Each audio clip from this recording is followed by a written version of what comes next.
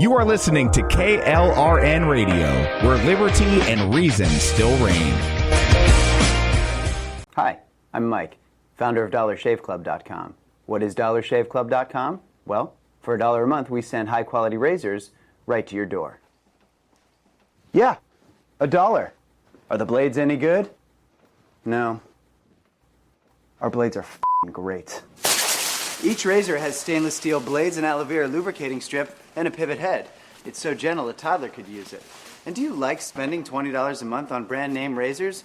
19 go to Roger Federer. I'm good at tennis. And do you think your razor needs a vibrating handle, a flashlight, a back scratcher, and 10 blades? Your handsome-ass grandfather had 1 blade and polio. Looking good, pop-up! Stop paying for shave tech you don't need. And stop forgetting to buy your blades every month.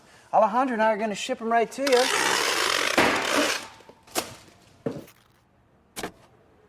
We're not just selling razors, we're also making new jobs. Alejandro, what were you doing last month? Not working. What are you doing now? Working. I'm no Vanderbilt, but this train makes hay.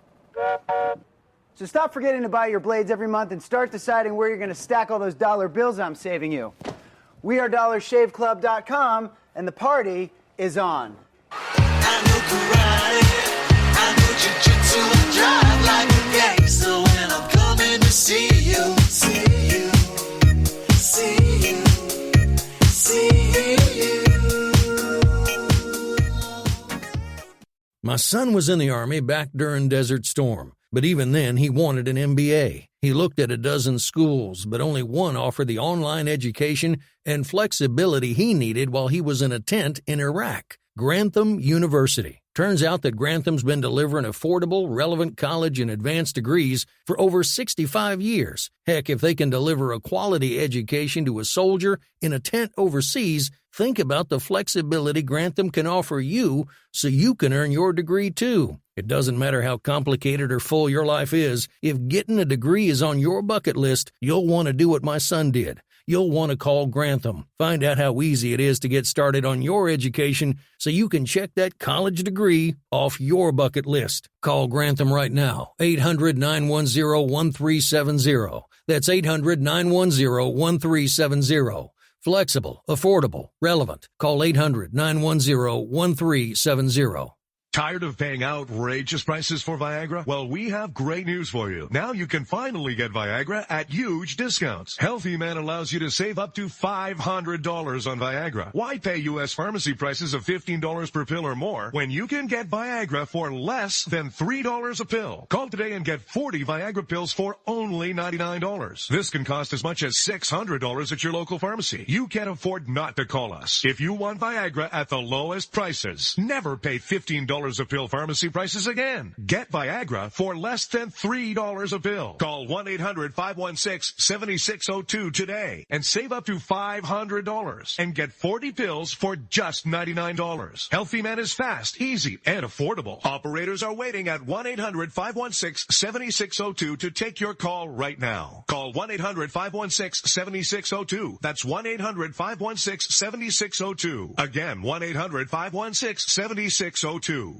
Attention business owners and independent contractors. This is a money-saving message from Tax Mediation Services. If your business owes $20,000 or more in taxes, we can help you today, right now. Listen, dealing with the IRS is no picnic. It's an intimidating and extremely stressful process, and you don't want to go it alone. Our attorneys know every law, every tax break, and every possible opportunity to help you resolve and reduce your tax debt. And if you owe more than $20,000, you may be at the top of their hit list. So don't take your tax debt lightly, because it will not go away on its own. The IRS can seize your bank accounts, your home, and even shut down your business. Call our tax experts today at 1-800-783-0810 and let us deal with the IRS while you focus on your business. That's 1-800-783-0810. Again, that's 800-783-0810. KLRN Radio has advertising rates available. We have rates to fit almost any budget. Contact us at advertising@klrnradio.com.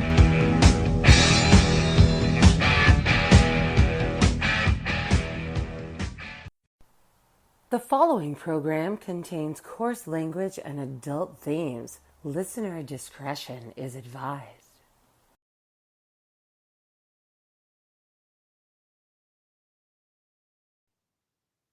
Conservative Curmudgeon Radio Show. Now, here's Grouchy.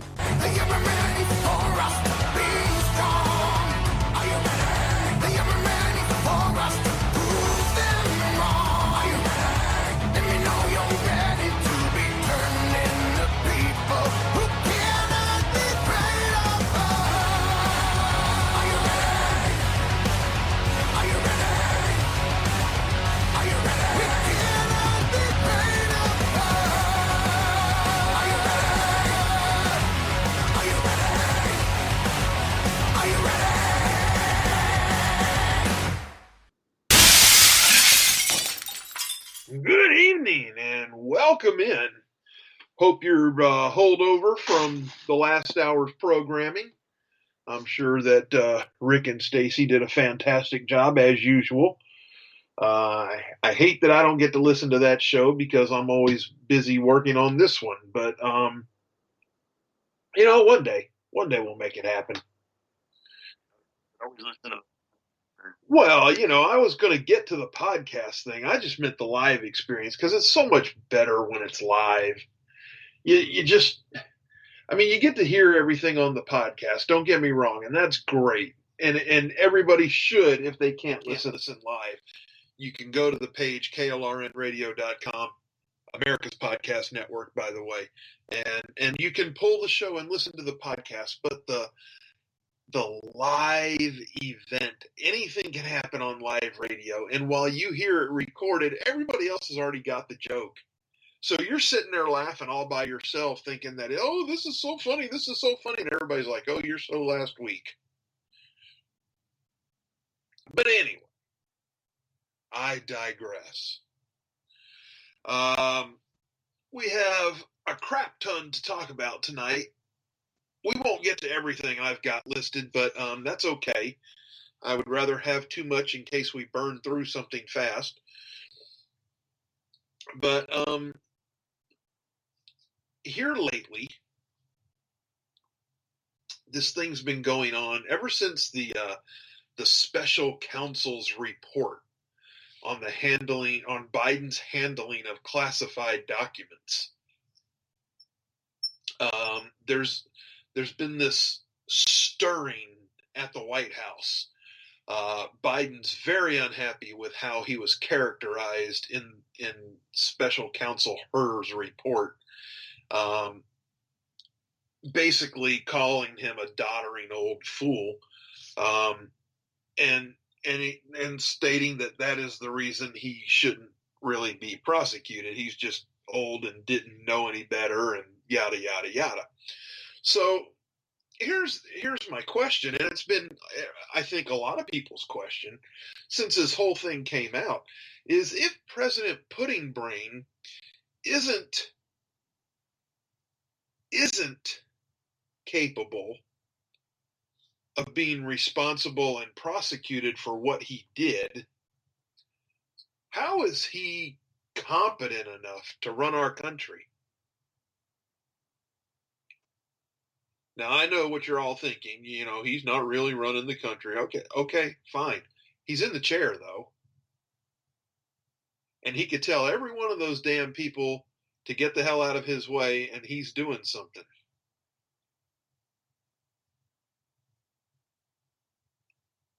He's there.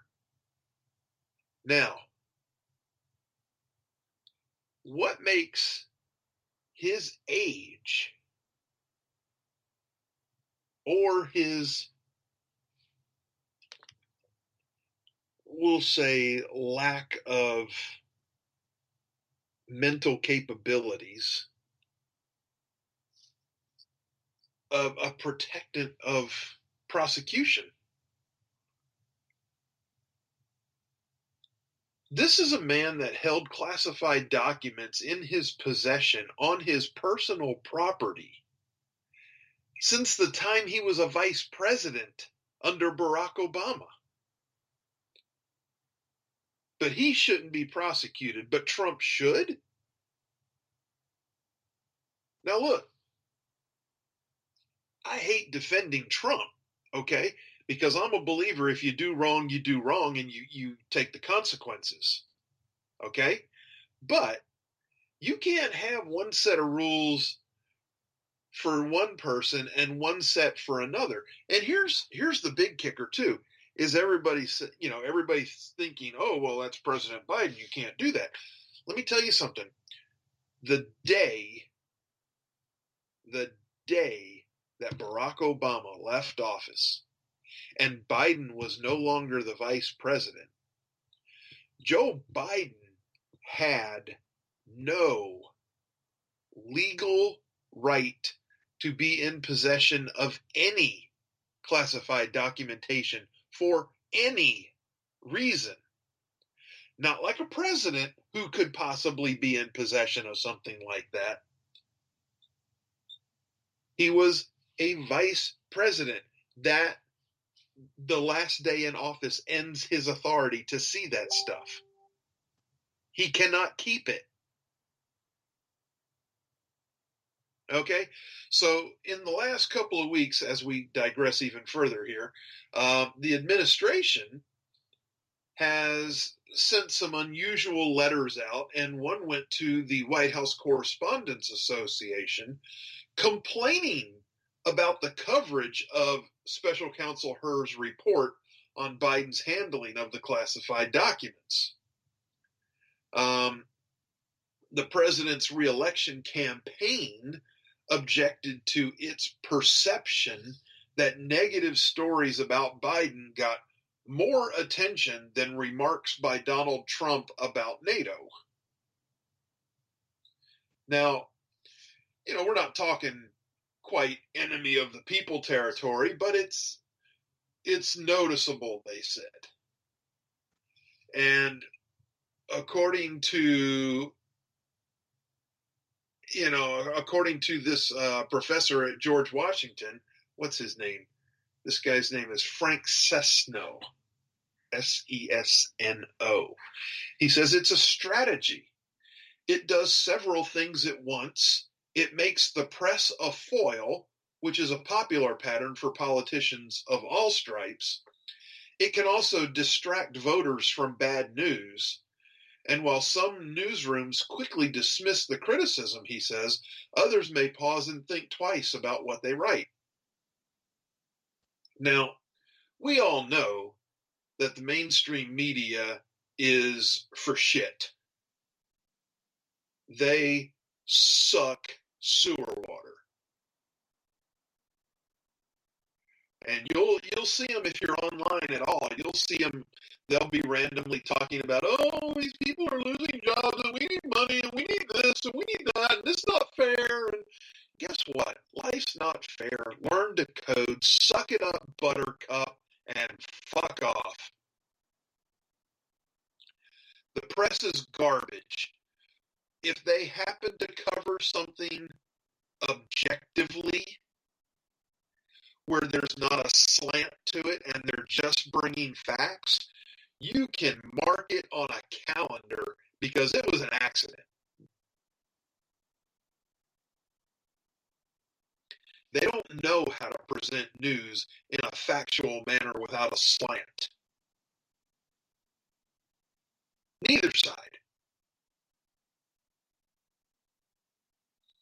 Because there shouldn't be sides. It should be news. It shouldn't be opinion. It's great if you want to have an opinion show. Hannity is an opinion show. That's fine. Have it. Tucker Carlson is an opinion show. That's fine. Have it. Same thing on the other side. Rachel Maddow is not news. She's an opinion show. Fine, have it.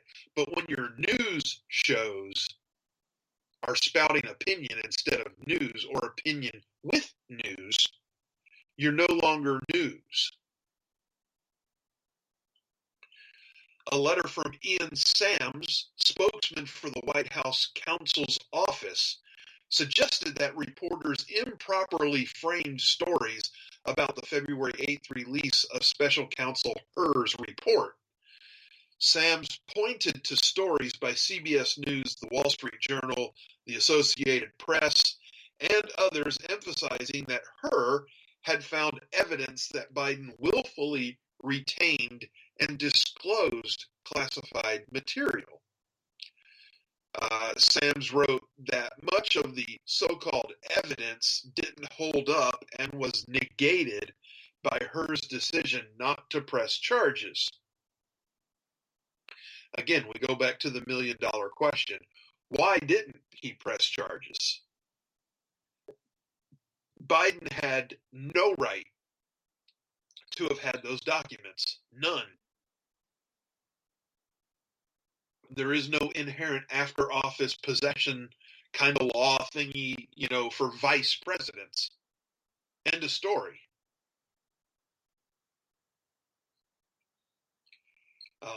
Sam said it was critical to address when significant errors like misleading the findings or misstating the findings and conclusions of a federal investigation of a president occur. It was Sam's second foray into press criticism in the past few months. Last fall, he urged journalists to give more scrutiny to House Republicans and the reasons behind their impeachment inquiry of Biden. It's hilarious because, if the media had given scrutiny to House Democrats and their reasons behind impeaching Trump,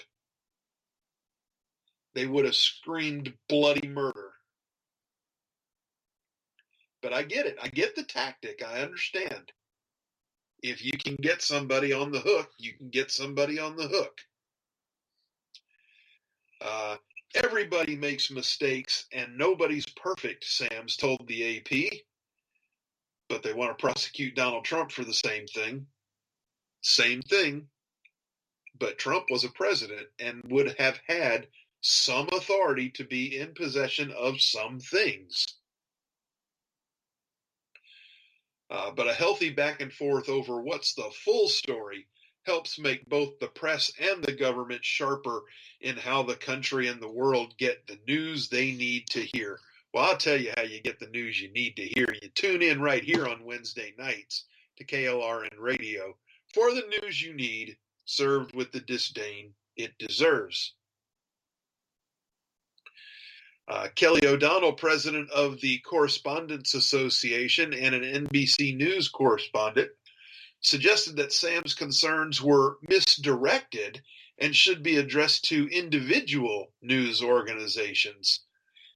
She said that it was inappropriate for the White House to utilize internal pool distribution channels primarily for logistics and the rapid sharing of need-to-know information, or to disseminate generalized critiques of news coverage.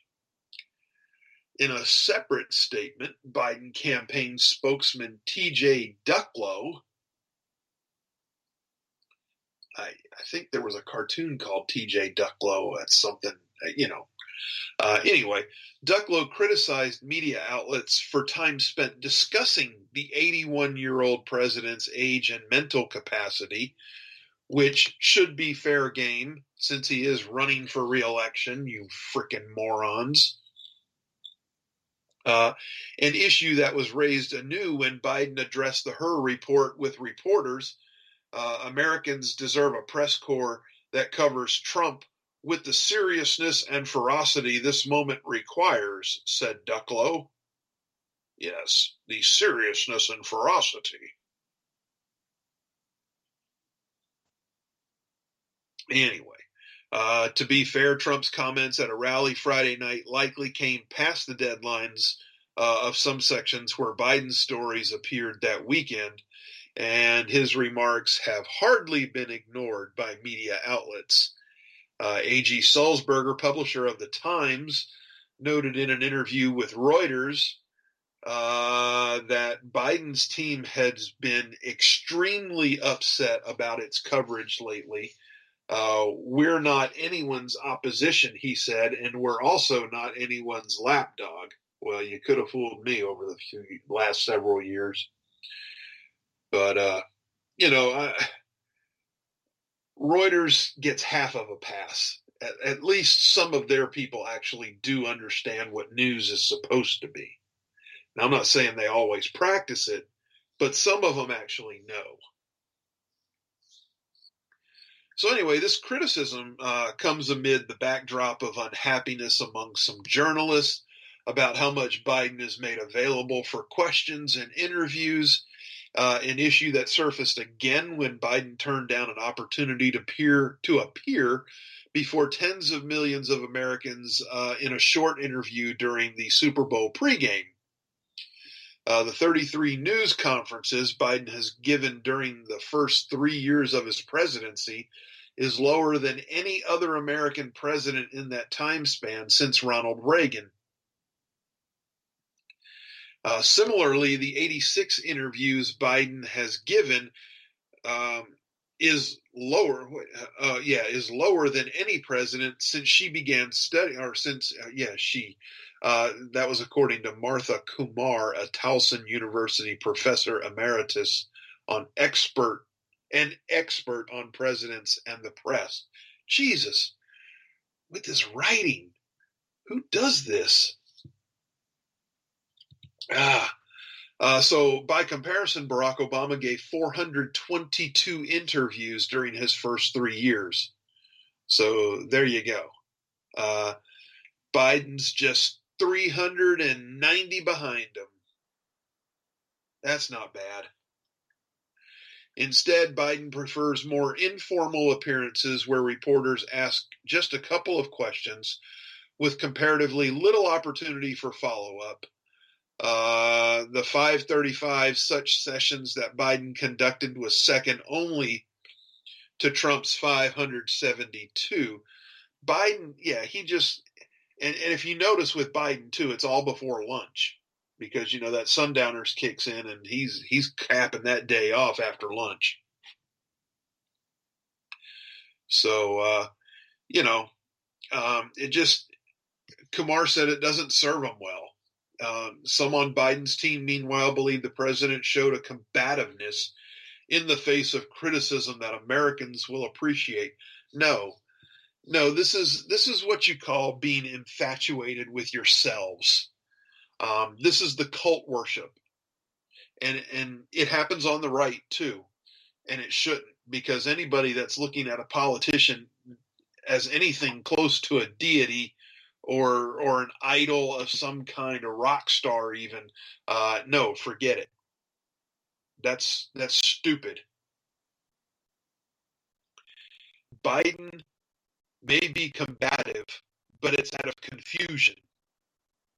He is an elder American that is being abused by his handlers, and I even believe his wife. And I've said it since he started the campaign trail 4 years ago. And I still say it. Now, as for Cessno, he says he can understand the Biden team's worry that the president's fitness for the job becomes a story they lose control of. Much like former Gerald Ford's stumbles led to the perception that he was a bumbler. Nikki Usher, a media professor at University of San Diego, said she was surprised that Biden's team hadn't become more aggressive, saying that he needs to jump out in front of the narrative. The Biden pushback, though, seems mild in comparison to Trump's epic bad-mouthing of news organizations like CNN, the New York Times. Republican voters in general are much more apt to respond to efforts that make journalists the villain. So they say. I don't know. No one's ever asked me. Democrats, meanwhile, tend to have a greater appreciation for the press's role in a democracy. Well, yeah, that's because the press leans hard left for 90% of the time. Of course, Democrats like that. And with age such an issue, this is going to be an uphill battle. I don't know. Look, I'm not a big fan of Jon Stewart. I don't know if anybody has seen the commercial for the upcoming Daily Show now that he's returned. But the teaser for the show is actually hilarious. He talks about Biden and Trump. setting a record for being the oldest people to run for president by 4 years, since they both did it 4 years ago and set the record then. It's insane. What the hell is wrong with this country? Can't we have better candidates? Can't we? I long for it. I really do. When Trump first ran for office, when he first declared, and Rick, I know you're there, and I don't know if you're listening at the moment, but I know you're there, and I know you remember the large field of candidates because we were in Oklahoma City together for the Southern Republican Leadership Conference that year, and I had Trump next to last on my list. Next to last. And Rick, I know you remember some of the craziness that some of those candidates were doing at that conference.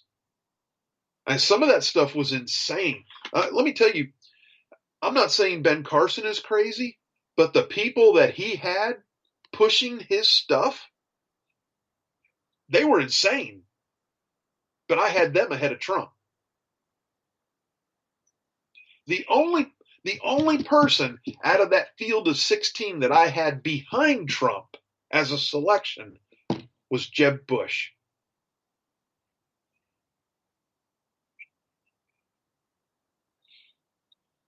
So anyway, I long for better candidates. And I don't even know how we get one like George Washington, who truly felt that he was undeserving of the job. He didn't want it because he thought it would be too much like the role of a king. I just don't know where we find another candidate like that. But, whatever. I guess we're screwed with what we're screwed with. Anyway, bottom of the hour, we got to take a break. When we come back, we are going to talk about federal COVID funds being redirected to supplement illegal immigrants. So Rick's going to push a button. You get a chance to refill your drinks at your butt. What the hell was that?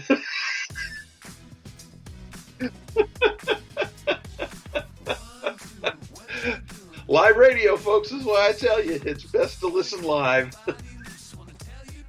Go ahead and hit the button, Rick. We're going to go to break, and we'll be back in just a few minutes.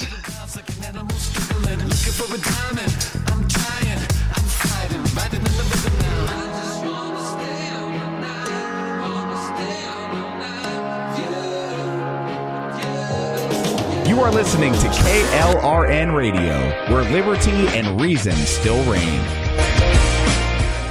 Hi, I'm Mike, founder of DollarShaveClub.com. What is DollarShaveClub.com? It is all good, man. For $1 a month, we send high-quality razors right to your door. It is all good. $1. Are the blades any good? No. Our blades are f***ing great. Each razor has stainless steel blades, an aloe vera lubricating strip, and a pivot head.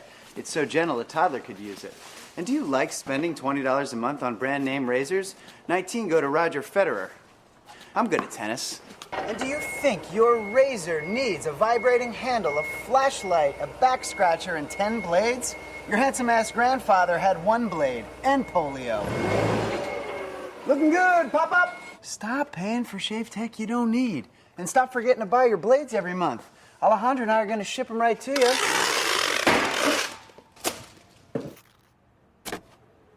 We're not just selling razors, we're also making new jobs. Alejandro, what were you doing last month? Not working. What are you doing now? Working. I'm no Vanderbilt, but this train makes hay. So stop forgetting to buy your blades every month and start deciding where you're going to stack all those dollar bills I'm saving you. We are DollarShaveClub.com, and the party is on.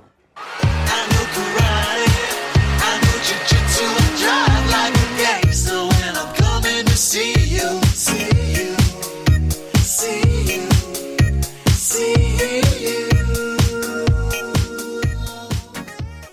My son was in the Army back during Desert Storm, but even then he wanted an MBA. He looked at a dozen schools, but only one offered the online education and flexibility he needed while he was in a tent in Iraq, Grantham University. Turns out that Grantham's been delivering affordable, relevant college and advanced degrees for over 65 years. Heck, if they can deliver a quality education to a soldier in a tent overseas, think about the flexibility Grantham can offer you so you can earn your degree too. It doesn't matter how complicated or full your life is, if getting a degree is on your bucket list, you'll want to do what my son did. You'll want to call Grantham. Find out how easy it is to get started on your education so you can check that college degree off your bucket list. Call Grantham right now, 800-910-1370. That's 800-910-1370. Flexible, affordable, relevant. Call 800-910-1370. Tired of paying outrageous prices for Viagra? Well, we have great news for you. Now you can finally get Viagra at huge discounts. Healthy Man allows you to save up to $500 on Viagra. Why pay U.S. pharmacy prices of $15 per pill or more when you can get Viagra for less than $3 a pill? Call today and get 40 Viagra pills for only $99. This can cost as much as $600 at your local pharmacy. You can't afford not to call us. If you want Viagra at the lowest prices, never pay $15 a pill pharmacy prices again. Get Viagra for less than $3 a pill. Call 1-800-516-7602 today and save up to $500 and get 40 pills for just $99. Healthy Man is fast, easy, and affordable. Operators are waiting at 1-800-516-7602 to take your call right now. Call 1-800-516-7602. That's 1-800-516-7602. Again, 1-800-516-7602. Attention business owners and independent contractors. This is a money-saving message from Tax Mediation Services. If your business owes $20,000 or more in taxes, we can help you today, right now. Listen, dealing with the IRS is no picnic. It's an intimidating and extremely stressful process, and you don't want to go it alone. Our attorneys know every law, every tax break, and every possible opportunity to help you resolve and reduce your tax debt. And if you owe more than $20,000, you may be at the top of their hit list. So don't take your tax debt lightly, because it will not go away on its own. The IRS can seize your bank accounts, your home, and even shut down your business. Call our tax experts today at 1-800-783-0810 and let us deal with the IRS while you focus on your business. That's 1-800-783-0810. Again, that's 800-783-0810. KLRN Radio has advertising rates available. We have rates to fit almost any budget. Contact us at advertising@klrnradio.com.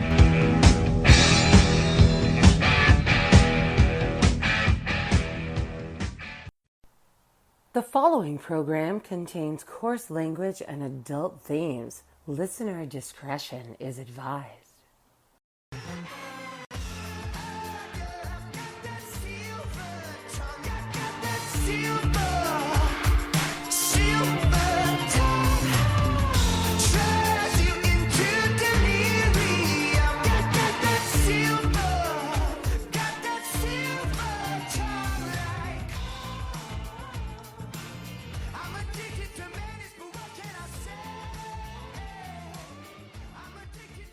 All right, welcome back, and let's see, programming reminder, top of the hour, the ladies of the red wine will be with us. You're going to want to stay tuned for that. After that, it will be Rick and Orty, night capping KLRN Radio's grassroots conservatism, shall we say. How about rational thoughting? You can thought a think and think a thought, I guess. I don't know. Where's Willy Wonka when you need him?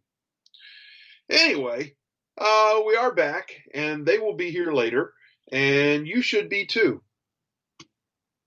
So, as I teased before we went to commercial, a new report is highlighting how federal COVID funds were used in Washington state to give $1,000 checks to illegal immigrants who were ineligible to receive federal economic impact payments during the pandemic due to their immigration status.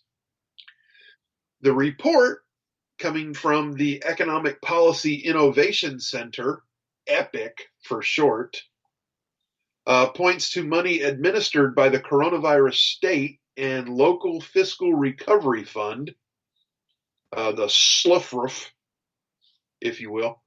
I don't know why they bothered putting that in there, but which was created by the American Rescue Plan Act and was intended to help state and local governments with their response and recovery from the COVID-19 pandemic.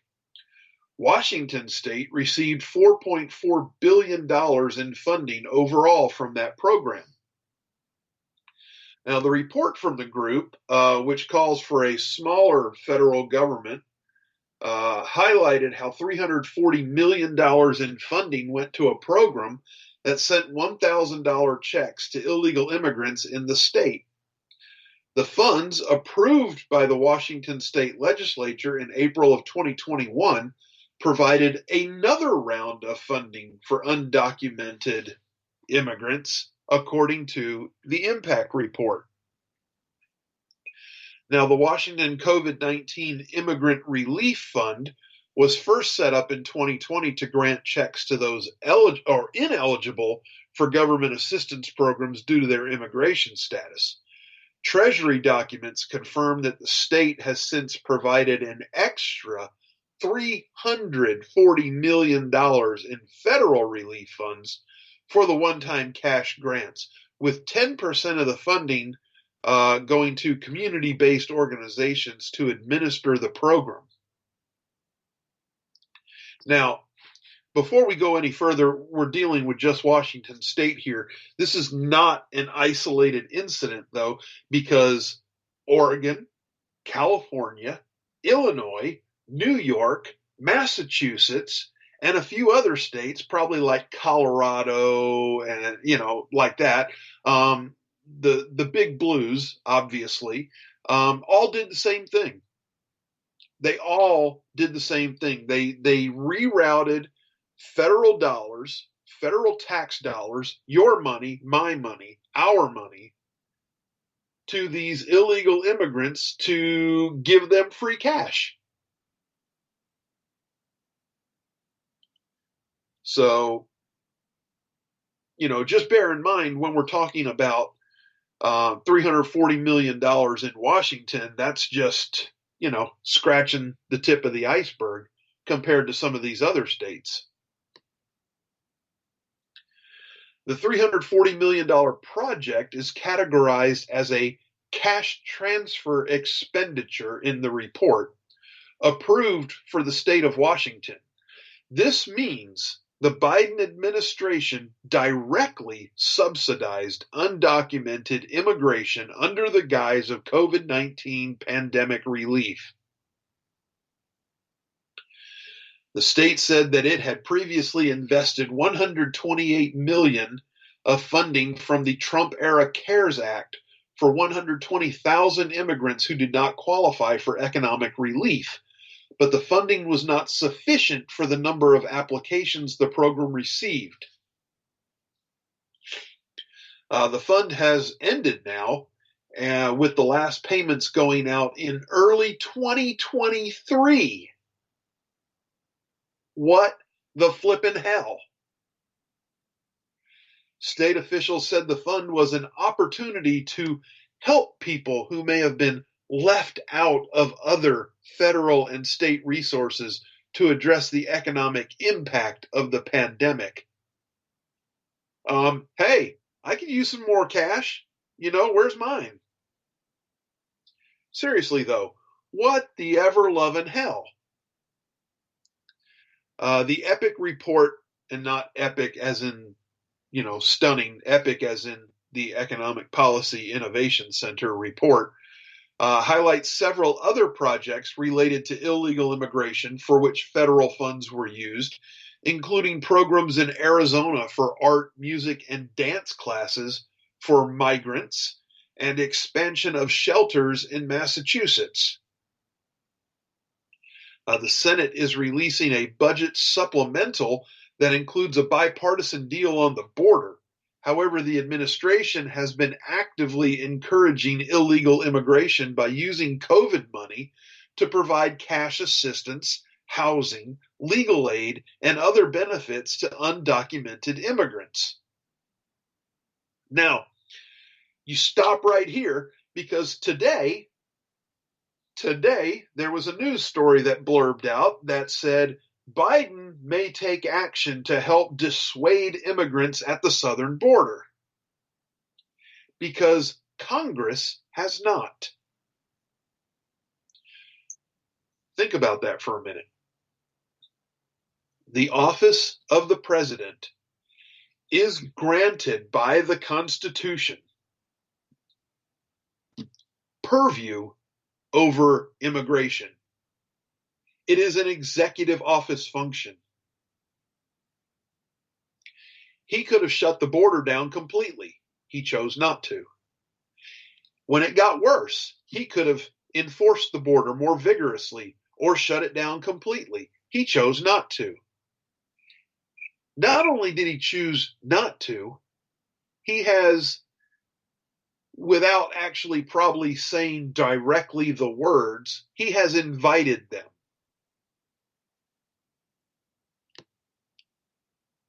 Now, there is still $120 billion with a B in unspent money from the fund. And he is, and we are now, choo. Where did that name come from?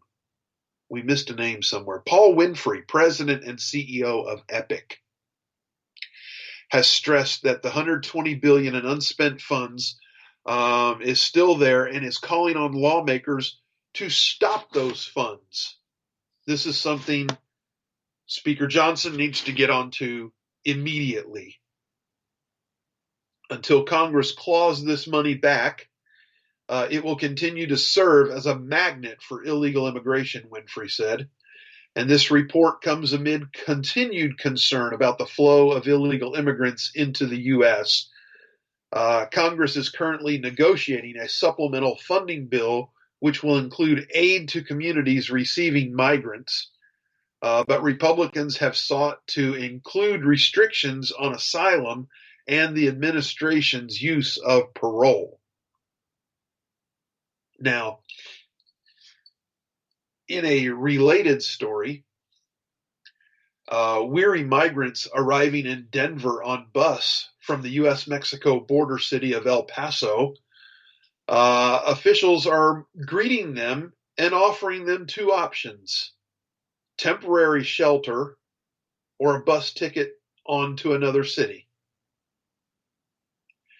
Nearly half of the 27,000 migrants who arrived in Denver since November of 2022 have chosen the bus, plane, or train tickets to other cities in the U.S. Data shows that in New York and Illinois, taxpayer dollars are also being spent on tickets, creating a shuffle of migrants in the interior United States who need shelter, food, medical assistance as they wait rulings on asylum cases that can take years. They should wait outside of the U.S., not inside. Remember when all these governors and mayors of these blue states and large metro cities were talking about how what Greg Abbott and DeSantis were doing was just a publicity stunt, and they were just cruel and they were playing with people's lives. Well, now they're all doing it. So what the hell does Denver, Chicago, which we'll get to in a little bit, New York, Sacramento, whatever, what the hell do they all think that El Paso, Texas, or some of these even smaller. El Paso is one of the larger border towns. Imagine what some of these small towns, 6,000 people, have for resources. Nothing. Nothing.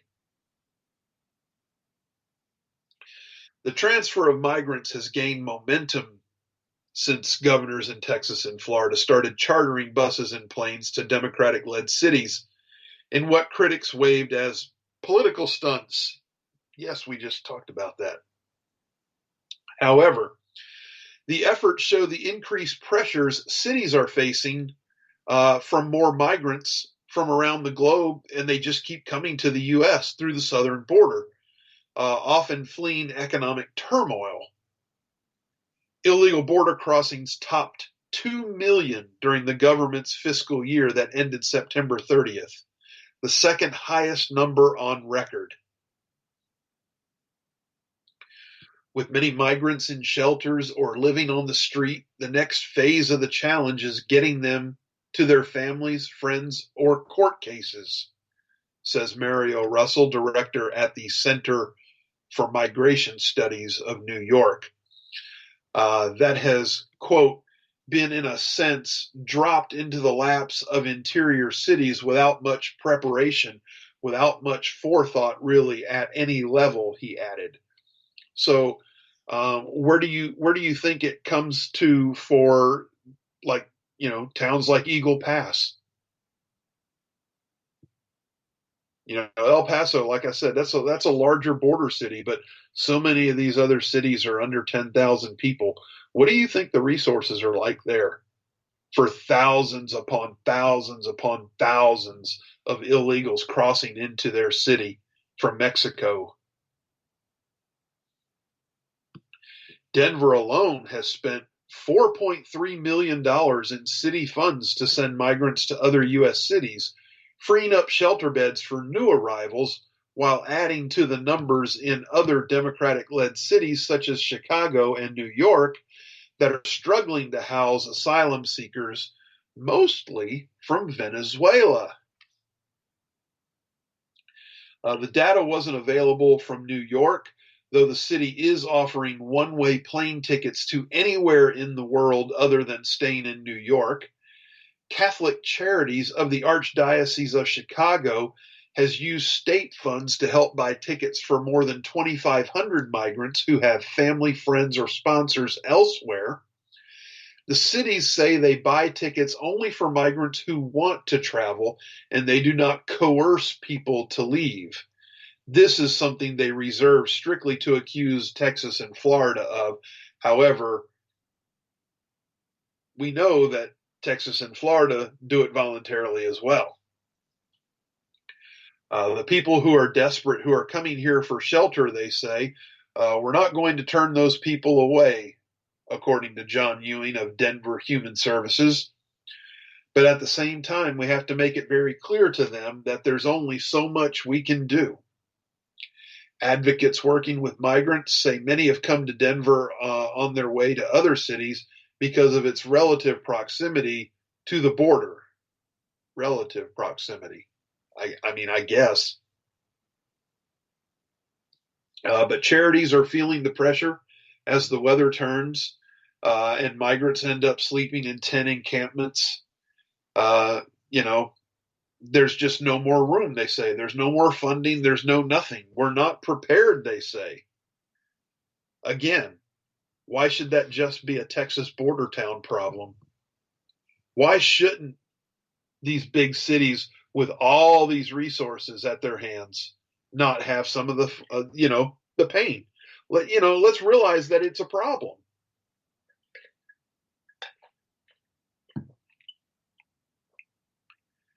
So anyway, that's what's going on with that related story. We got the state of California, while they're taking in immigrants saying welcome, welcome with their arms out like to hug them, they have a budget crisis that's projected to expand much more so than previously thought and or reported by Governor Gavin Newsom, and is looking to hit a record deficit of $73 billion just for the state of California. The Legislative Analyst's Office laid out a grim forecast that cautions that a $24 billion erosion in revenues corresponds to a $15 billion increase in the state's budget problem. Due to this, the budget deficit, which last month was estimated to hit $58 billion, will now go to $73 billion. There are some factors that could possibly keep it down a little bit, like Prop 98 spending requirements for schools and community colleges. But H.D. Palmer, the director of California's Department of Finance and Newsom's spokesperson on budget matters, responded to the report by saying their budget shortfall differs in his estimate. Yeah, I'm sure it does. I'm sure it does, because this is not what Newsom wants as he gets ready to position himself for a White House run. So anyway, you got that going on in California. Keep those immigrants coming in, though. We got plenty of money in California. We're in great shape. What an idiot. Let's see. It is time. We're gonna get to the end of this thing here. It is time for G's Guaranteed Happy Ending, and this is a good one. This one kind of hits close to home.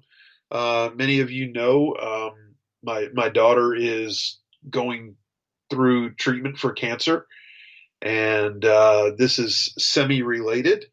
So advances in medicine over the last decades have seen the 5-year survival rate of children diagnosed with cancer increase to 85%. But there are outliers to that average, with few more sinister than brainstem glioma. When French doctor Jacques Grill first saw the tumors in a young Belgian boy, it was straightforward, agonizing, and a conversation he knew he was going to have with the family of a 6-year-old Lucas to tell them that he was going to die. But it was not to be. And following the results of an experimental treatment randomly assigned to the young boy, the unbelievable happened.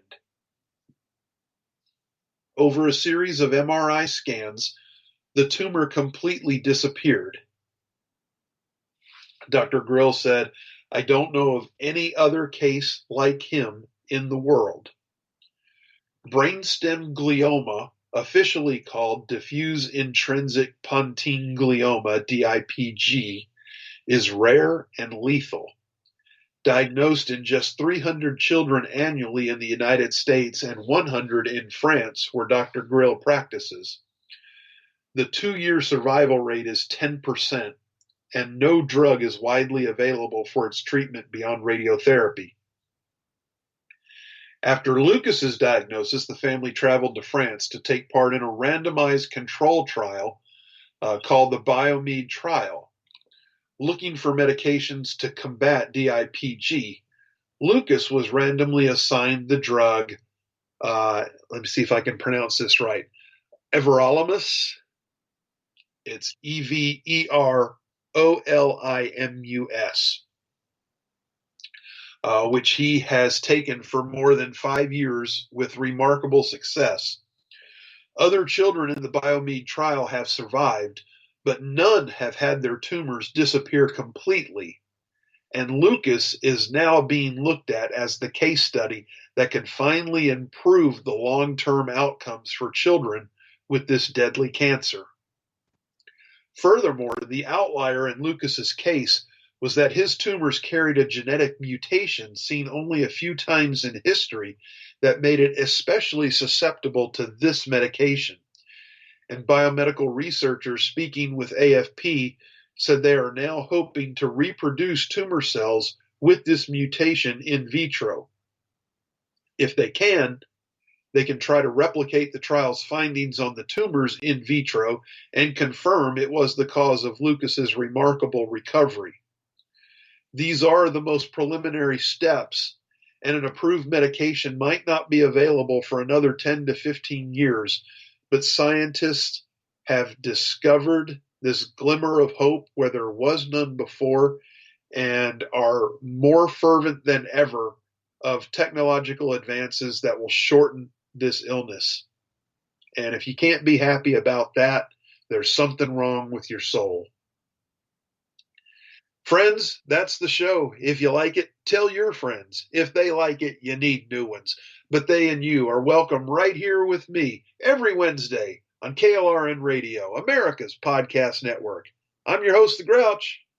Peace.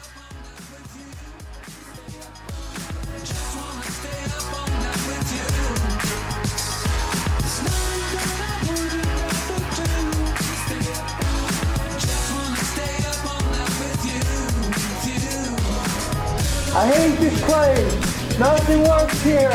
The medications don't work. I've been here for 7 years. Here's to us, here's to love, all the times that we messed up. Here's to you, feel the grass, 'cause the last few nights have kicked my ass. If they give you hell, it's time to go fuck themselves.